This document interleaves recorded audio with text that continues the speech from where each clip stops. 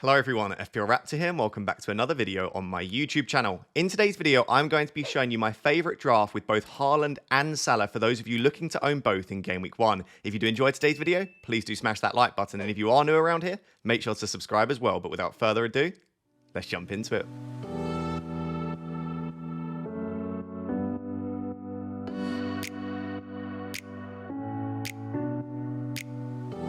So guys, as I said, in today's video, I'm going to show you my favourite draft with both Haaland and Salah. And obviously some of the players are interchangeable and you can pick the players that you like as well. But this is what I'll be going with in terms of general structure and the players that I would like to cover and the teams that I would want to own players from as well. If you are new around here and this is the first video you've seen of me, or if you've watched a few but you're not yet subscribed, please do consider subscribing. It really does support me, and also drop a like whilst you're down there as well. So if you've not yet seen yesterday's video, that was my own team selection. And spoiler alert, go and watch it after this video. But I only have Salah and I don't have Haaland. That's obviously caused a bit of a stir. Lots of people think you need to own Haaland, which is absolutely fine.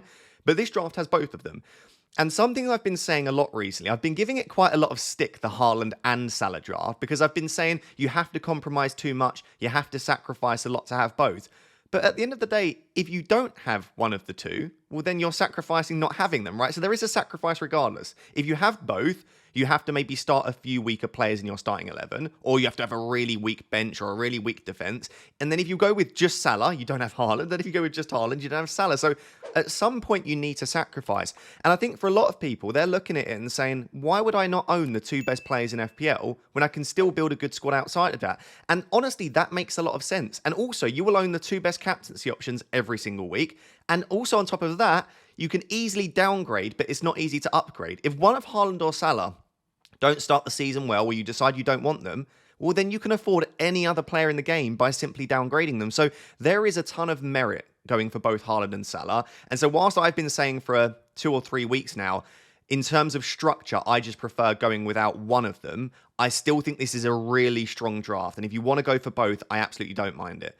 So, this team is currently rated at 95% according to Fantasy Football Hub and projected to get 67.2 points. If you want to get your own team rated for free, and I mean, this is the best time to do it given that the deadline is tomorrow, there is a link down below in the description to get a free team rating. All you need to do is upload a screenshot of your team or enter it manually and let me know what is your score out of 100. And also on top of that, if you want to get access to all of the other stuff like planning ahead, looking at different fixture analyzer, the Opta statistics, player comparisons, expert team reveals, there is so much over at Fantasy Football Hub. You can now get 50% off if you use the second link in the description. For as little as £3.25 per month, it works out as you get access to all of that stuff. So I would check it out. Those two links will be down below in the description. So let's move on to the team. In goal, I've got Raya. And actually in tomorrow's video, I'm going to talk about the goalkeepers in a bit more detail. So again, make sure to subscribe because tomorrow I'll have a more in-depth discussion around the goalkeepers. But I think there's basically two options for me. Yes, I do like some of the 5 millions, and there is merit going for the likes of Pickford or Vicario or Onana. But for me, it's either I go for a 4.5 goalkeeper, like a Henderson or a Flecken, both of which are brilliant. Even Sells, if he's likely to start, is really nice. Or I just cover the best defence in the league for only 5.5, and it is the cheapest route into the Arsenal defence. I love Gabriel, Saliba is fantastic, and Ben White probably will once again be good value, even though he is slightly more expensive than the Arsenal centre-backs. But this season, there have been changes to the bonus point system now so that it favours attackers. It doesn't necessarily negatively affect the defenders unless they concede, in which case it does. But if they keep a clean sheet and get an attacking return, they're still going to be very good for bonus.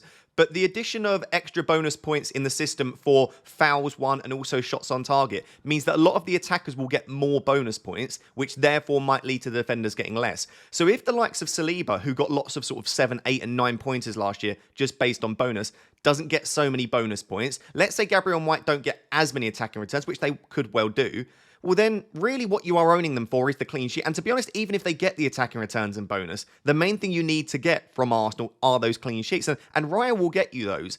And something which I have thought about is, no, Raya does not make a lot of saves. And that is the big issue with Raya as an asset. But 3 of the opening 5 fixtures are Villa, Spurs and City. And even I would argue Brighton, they're a decent attack. So if they do get clean sheets, there is a good chance that in one of those games, Raya makes 3 or 4 saves. So I'm not saying that Raya will never get you a 7 or 8 points, and you are covering the Arsenal clean sheet. So for me, I do like Raya as an option more so than I did potentially last year. I would still prefer someone like a Gabriel or a Saliba, and actually you can with this team. So something I discussed in yesterday's video, this team's got Raya and Munoz. For exactly the same price, you can get Gabriel or Saliba and Henderson. And I actually asked in yesterday's video, but it was a bit of a split. Let me know what you prefer.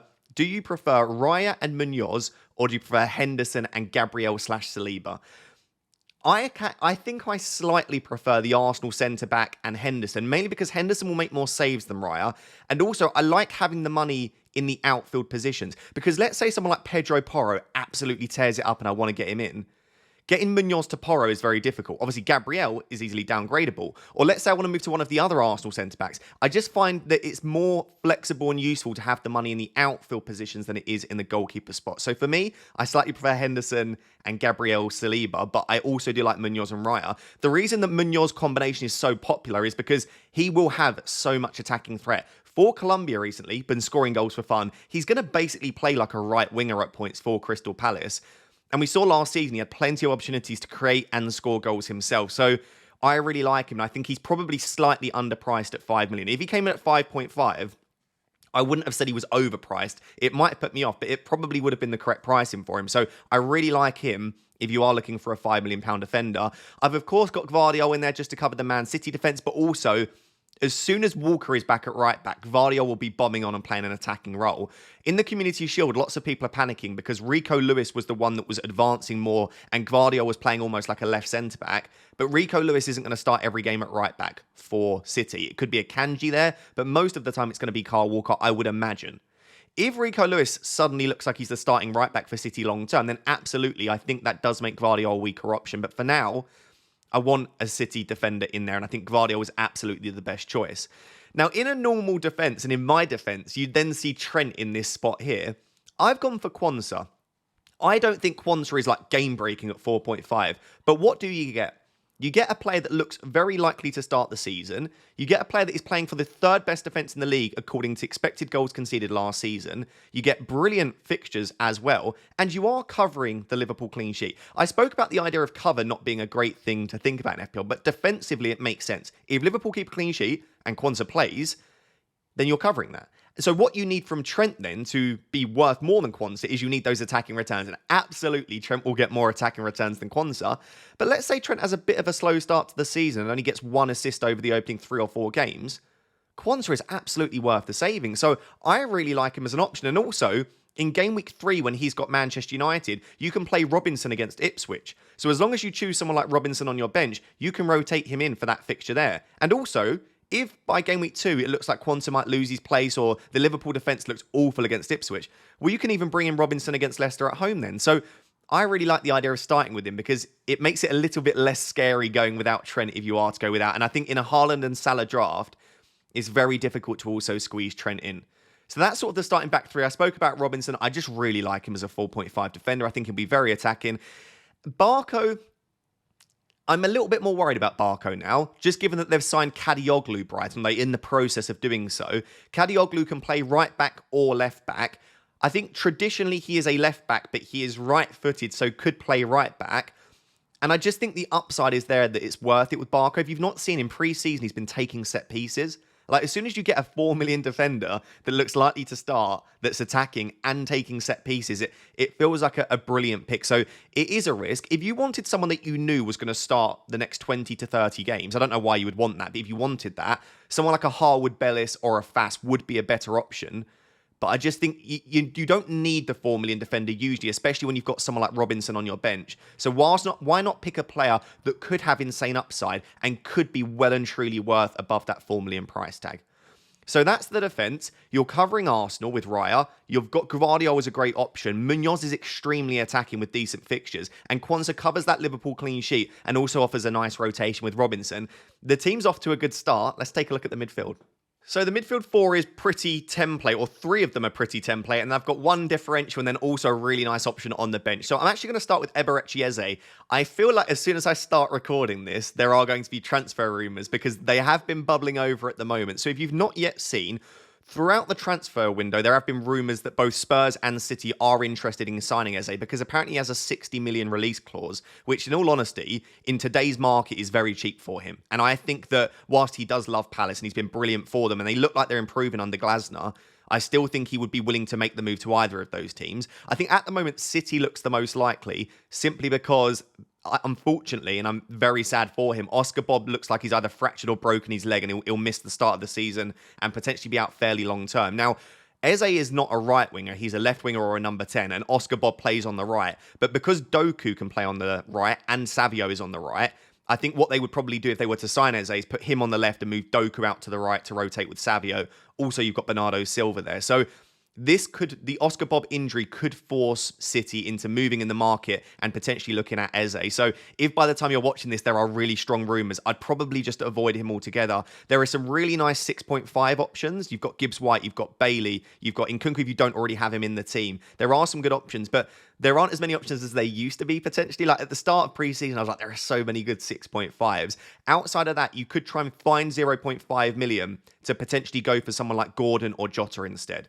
So that is a spot I've got him there now because if the rumours aren't really strong by the deadline and if City haven't put in an official bid, I still think I'd be willing to start the season with him because he's on pens. They've got a really nice opening couple of fixtures against Brentford and West Ham. They've got Leicester in game week 4.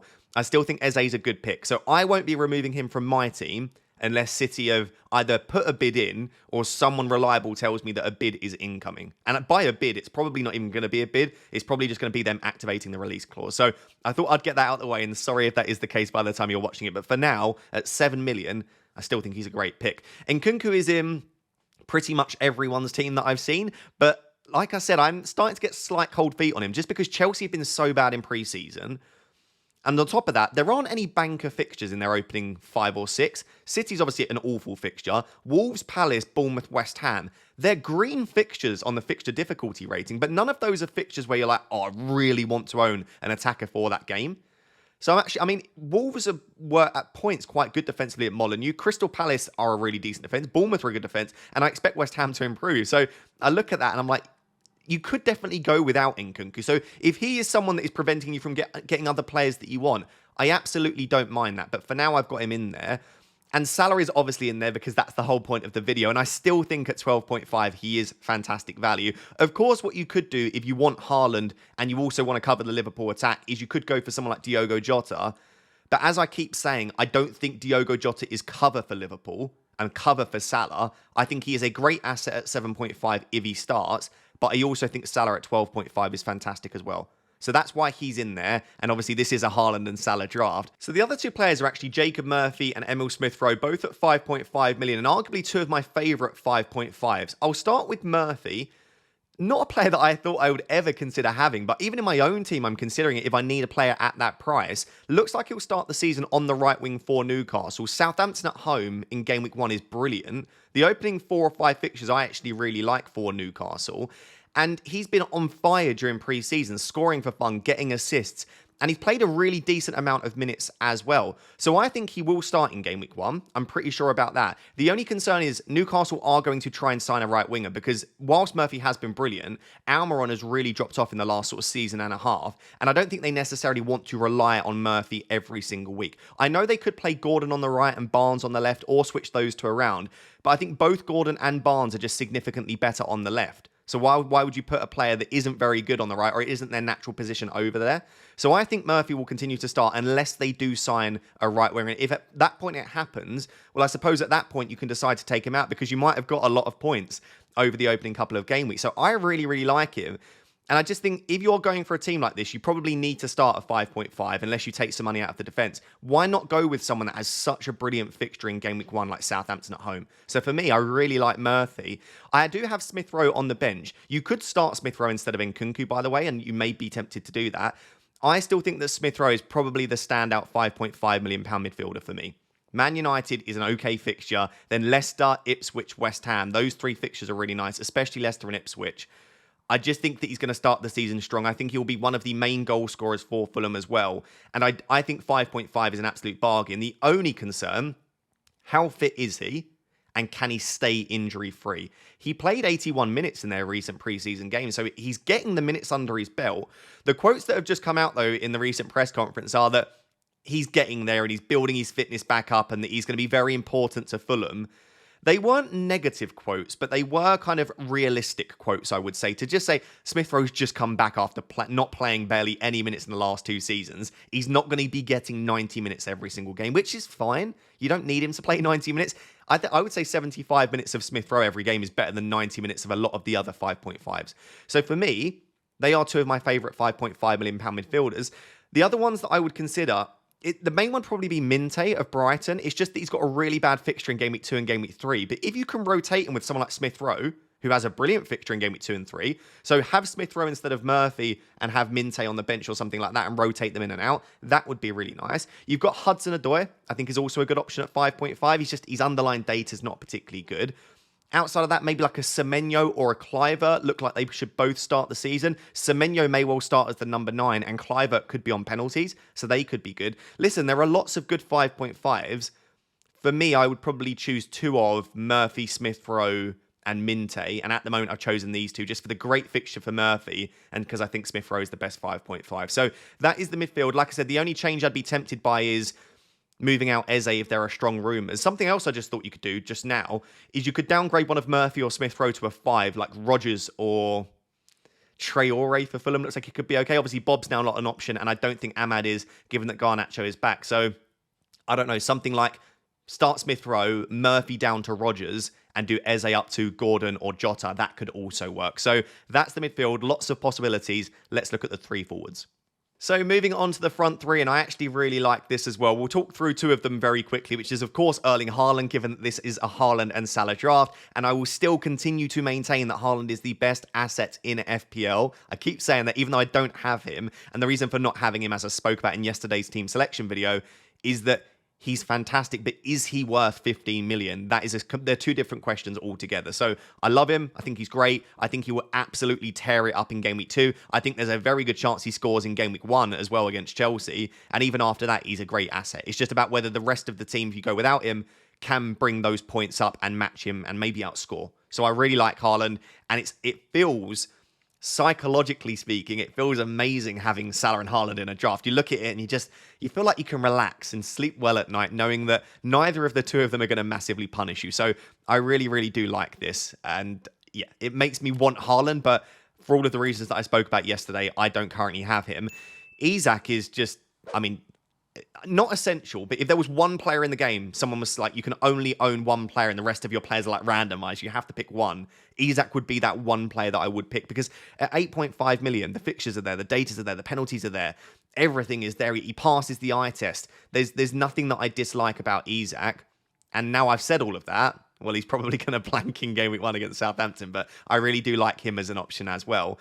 So basically in that final spot, if I went with this exact other 14 players, I had 6 million left. And I actually think I just about prefer Muniz to Wood. But I think it's extremely close. And I just think if I like Smith Rowe as my favourite 5.5, there's no issue with going for Smith Rowe and Muniz, especially for Game Week 2 and 3 against Leicester and Ipswich. But I guess I'm just diversifying a little bit. And I don't want to put all of my eggs in the Fulham basket. I would then have Smith Rowe, Robinson and Muniz. And if you truly believe in Fulham, and by the way, I think they're a great side, then go for it. But I didn't know that I wanted triple Fulham for Game Week 2 and 3. So it's just diversifying and hedging my bets a little bit. I've put Chris Wood in this draft here. Insane data last year. He had 0.63 non-penalty expected goal involvement per 90, which is better than Eze, better than Nkunku, better than Murphy, close to the likes of Isak and Salah at points as well. Unbelievable data for him. And he also managed 14 goals in fairly limited minutes. He didn't play anywhere near as many minutes as some other players. So I think Chris Wood is being massively disrespected. I think it's the type of footballer that he is. Puts a lot of people off.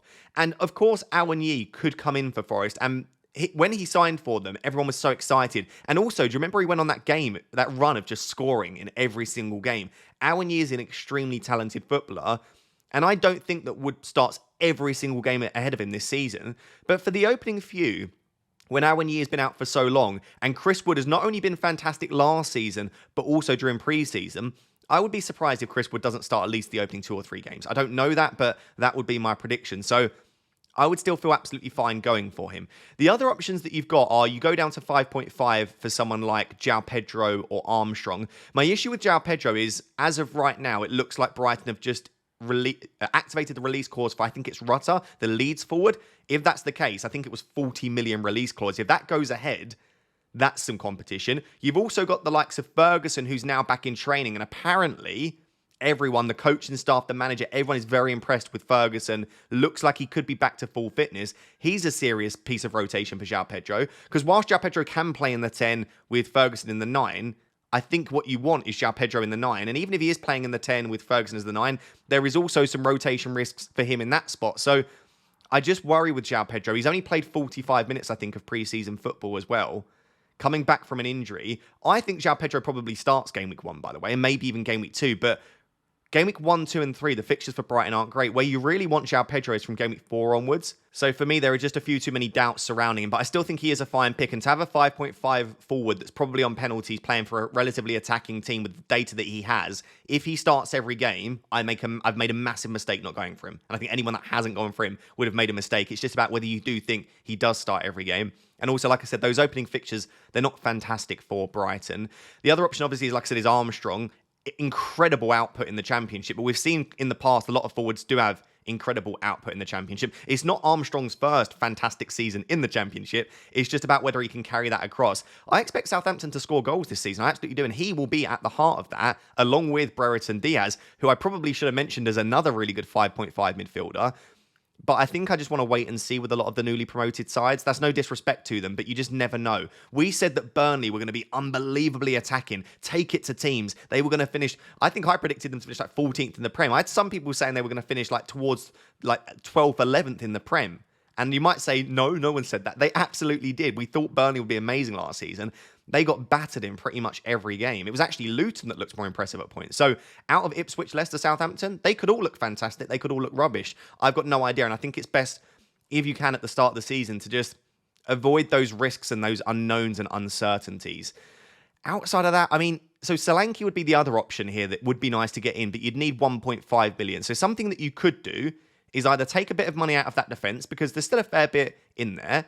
You could remove one of your bench options. So Smith Rowe down to a 4.5 would give you $1 million, and then Eze down to a 6.5 would give you the money to go up to Solanke.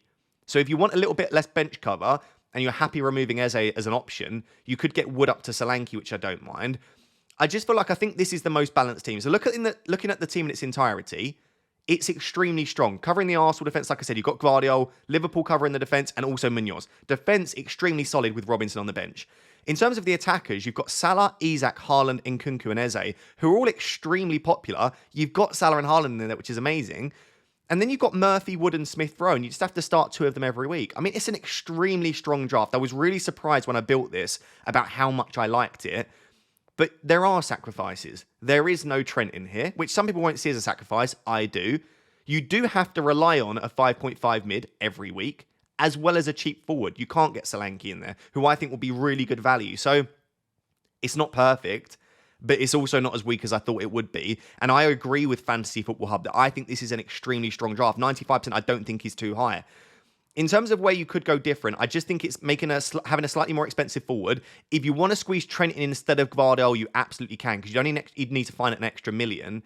And also you could potentially, if you want to, just go without Arsenal defence, go for like a Henderson or Flecken in goal, and that would give you an extra $1 million to spend on the attack as well.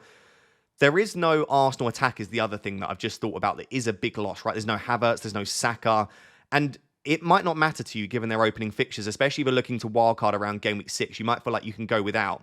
But for me, if I then think back to my team, right? So if I compare this to my team, I have Trent in there, I've got Saka in there, I've got Solanke in there, I've got Jota in there, but I don't have Haaland. And so I know this is one of those things, you just have to think about it yourself. I would rather have all 4 of those absolutely brilliant options. I'm not saying Quansah, Murphy, Wood, the alternatives here aren't fantastic, but the 4 that I listed that I have, I love, and then I just have to sacrifice Haaland. So that's what it comes down to. Are you willing to do that? But this is a really strong draft. I'd love to know what you think of it down below. So guys, there you have it. That is my favourite Haaland and Salah draft ahead of Game Week 1. If you did enjoy today's video, please do smash that like button and make sure to subscribe if you are new. And as I said at the start of the video, please do check out Fantasy Football Hub. You can get your team rated for free now using the link in the description, or get 50% off if you want to sign up for the paid version. I absolutely think it's worth doing. Until next time, which will be the deadline decisions video tomorrow morning. Do not miss that. Thank you very much for watching. Bye-bye.